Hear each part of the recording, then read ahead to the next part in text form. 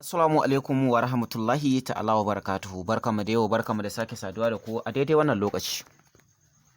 Tabbas na tabbatar da cewa za ku yi matuƙar mamaki idan kuka ji abin da za mu furta muku. Musamman ma idan muka furta muku cewa tsakanin wannan jarumi da kuma wannan jarumi akwai wata kyakkyawar alaƙa ta zamantakewar soyayya, musamman ma wanda ake sa rai za a yi aure a cikinta.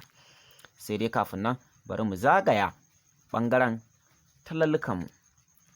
Ina wayanda suke buƙatar harkar YouTube channel, wayanda suke so za a buɗe musu YouTube channel, ga wayanda suke buƙatar harkar waƙoƙi, ga wayanda suke buƙatar harkar comedy, ga wayanda suke buƙatar harkar film, ga wayanda suke buƙatar harkar labarai wanda suna so su dinga yi amma kuma ba su san yadda za su dinga ɗorawa ba. Ma'ana ba su san yadda za su dinga yi ba, kuma ba su san yadda za su dinga ɗorawa a cikin YouTube channel ba, kuma ba su san ta yadda za a yi a san su a faɗin duniya ba.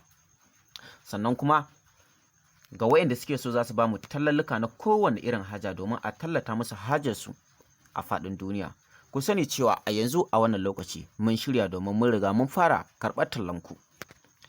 Za ku iya ɗaukar wannan namba tamu domin ku kira mu kai tsaye, ko ku turo mana text message, ko kuma ku yi mana magana ta WhatsApp. Cikin yarda Allah za a amsa muku buƙatunku.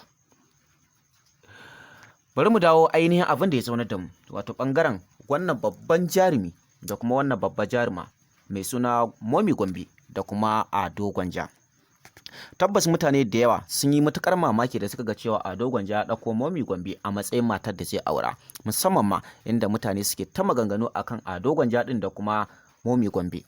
A lokacin da mutane suke ta maganganun, mutane da yawa ba su yarda ba, kuma babu wanda ya kawo cewa Ado Gwanja da Momi Gombe za su yi soyayya, kuma babu wanda ya kawo cewa soyayya Ado Gwanja da Momi Gombe za ta iya zama abin alfahari. Wasu da yawa sun kawo ƙalubale da yawa inda suke cewa bai kamata a ce Ado Gwanja ya auri Momi Gombe ba, domin ai a girma ta girme shi. Wasu kuma suke cewa ta yi mishi girma ma aure idan ma bata girme shi ba. Sai dai abin da ba ku sani ba, ita soyayya gaman jini ce. Wasu kuma sukan ce ai Ado Gwanja yaro ne har yanzu, bai kamata a ce dan aurensa ya mutu ya auri bazawara ba, kuma ai ko ba komai Momi Gombe ai ta yi mishi girma sosai. Haka dai mutane suke ta cece kuce, inda wasu da yawa ba su taɓa tunanin cewa Ado Gwanja zai amincewa soyayyar Momi Gombe ba. Sai dai wasu da yawa sukan ce Ado Gwanja ne ya je furtawa Momi Gombe yana son ta. Wasu kuma sukan ce Momi Gombe ce ta furtawa Ado Gwanja tana son shi. Wasu da yawa sun yi mamaki, wasu kuma sukan ce Hamus Breka shine silar kulla wannan soyayya, ma'ana shine silar da ya jona wannan